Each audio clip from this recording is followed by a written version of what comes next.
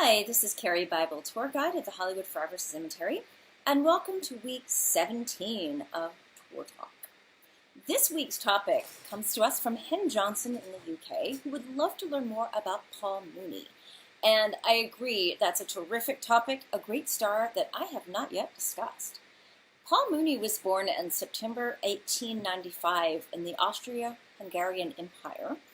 And his mom and dad were actors on the stage, and they did Yiddish theater. Well, they immigrated to New York when Paul was a child, and he made his stage debut at age 13.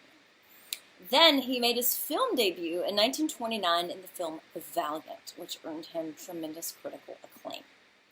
In the early 1930s, he signed with Warner Brothers and starred some terrific gangster films at that time, including the legendary Scarface, and also I Am a Fugitive from a Chain Gang, which is a terrific performance as well.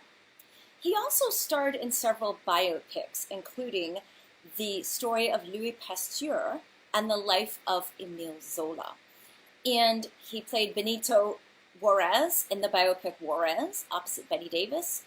And he played a Chinese farmer in the 1937 classic The Good Earth. I know that today that kind of casting would be completely not appropriate, but at the time, that's the way they chose to cast many of these films. And Paul Muni earned a reputation at the early outset of his career of being the new Lon Chaney. Lon Chaney, of course, is one of my absolute favorites, and he was the silent era star who was known for his transformative powers, and I think Paul Muni definitely had that ability as well. He would immerse himself so deeply in a role, he would get lost in that role, and he literally became the character. He did obsessive research about the roles he played and really dove in so deeply that he just vanished, as Bette Davis once said about him. And he was a great actor. He earned 4 Academy Award nominations, 2 unofficial nominations, and finally won the Oscar for The Story of Louis Pasteur in 1936. But one of the things that I think he's not as remembered, one of the reasons I think he's not as well remembered today is because, well, first off, he sank so deeply into these characters that you really didn't recognize him in a lot of the films because he had such extreme makeup and didn't look like his usual self. That's probably one reason.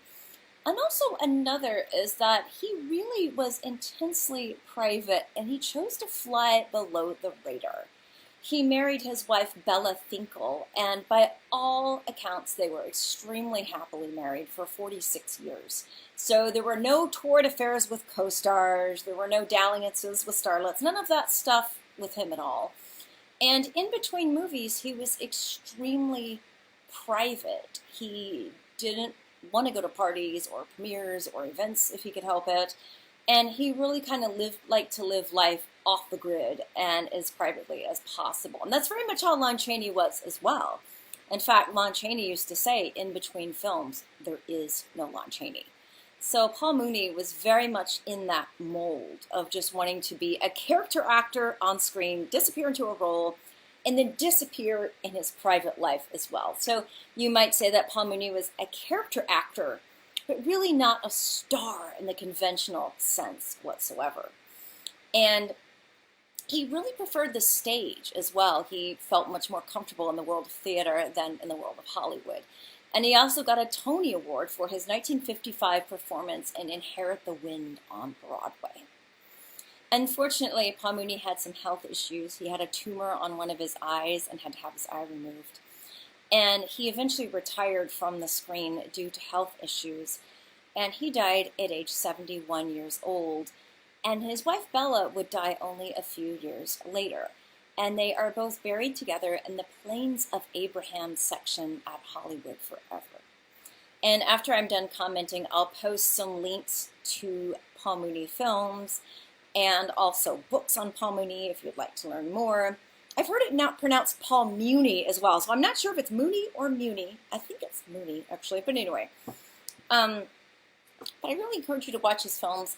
As I mentioned, I think he's under the radar for a host of reasons, and probably the modern day equivalent that I can think of would possibly be Daniel Day-Lewis in terms of his transformative powers on screen and his intense private world off screen. So that's really the only person I can think of that would equate with him today.